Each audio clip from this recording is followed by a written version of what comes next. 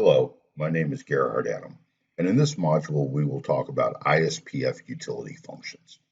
Specifically, the way this is divided is that we will be taking a look at the basic utility functions as they apply to data sets and their management, copying, and actions performed against them. And then in the second portion, we will be looking at some of the tools that are available for us to be searching for data that's within those data sets and comparing information between the two. The utilities option consists of several categories where the first few options here, options 1, 2, 3, and 4, relate to data sets themselves. These are both sequential files and partition data sets.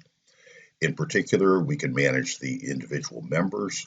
We can use this to be able to move items, delete items, rename them, things of that sort. We can also create data sets using the dataset utility function. We can use the copy function or the move function in order to be able to move data between two different data sets. And then the dataset list function, which provides a general overall set of capabilities so that many of the options that are available through options 1, 2, and 3 are integrated within the option 4 category. So this is by far the more inclusive. In option 3.1, you can see that we have a lot of choices that are right up at the beginning that we can use to do everything from browsing a member, deleting, renaming. We can also edit and view from here, as well as gather basic information about the utility itself. This is intended to operate against partition data sets. Partition data sets consist of a directory where the individual members are defined and their locations specified, and then the individual members themselves. This is very similar to the concept of like a directory and the files within a directory, except that this is a single data set within the ZOS environment. There are actually two types of partition data sets. There's something called a PDS, which is a regular partition data set, and then there's a PDSE, which is a partition data set enhanced. Despite the internal differences between the two, externally they look and behave in exactly the same manner. So these utilities will operate without any notable difference between the two when you invoke these utility functions.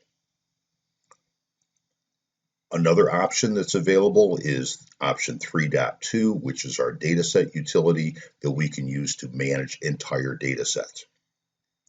In this case, what we're able to do then is we're able to create data sets or delete them. We can also create partition data sets or standard sequential files from this. In particular, this is where we establish all of the characteristics and the attributes that we want when we are creating a data set. If we don't specify any action here, then we can certainly obtain the information for in a pre-existing data set so that we can see what the characteristics of that are. When we select to allocate a data set, the information that we're going to be providing here deals with the general characteristics, which are the data set name, where the data set is located in terms of the volume serial number of the device that it's on, the amount of space that this file contains, as well as the data attributes itself. One of the attributes is the organization, which is the partition data set in this case. We can also specify library, which is the means for allocating a PDSE, or we can leave it blank, which would result in a sequential file. Other file types that are available here will be discussed at a later point, and they are outside the scope of normal usage within ZOS as it applies to the ISPF. When we create a data set, the requirements again are that we must specify a name.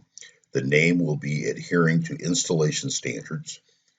In addition, we must provide a space definition, which means that we can have primary space, we can have secondary space in the event that the data set grows beyond the initial space. And in the case of a partition data set, we must specify the number of directory blocks that we want to allocate. A directory block can be considered to approximately hold about 5 member definitions. So if we wanted to create a partition data set with 50 members in it, then we would want to have at least 10 directory blocks to be able to hold that many definitions. In addition, with the data set characteristics themselves, one of the items that we're dealing with then is that whether or not we are dealing with fixed files, fixed blocked files, variable blocked, or undefined files. All of these different options here represent the data characteristics for the files themselves based on whatever our requirements are and what needs to be allocated. It is recommended that you specify a block size of 0 so that the system can calculate what the block size should be based on the record length. However, in the case of an undefined file format, then the record length must be 0 and the block size then can be specified to represent whatever you choose. In general, the best approach is probably to take a model data set that you would like to make yours look like, and then use those attributes as the basis for allocating a partition data set that has an undefined record format.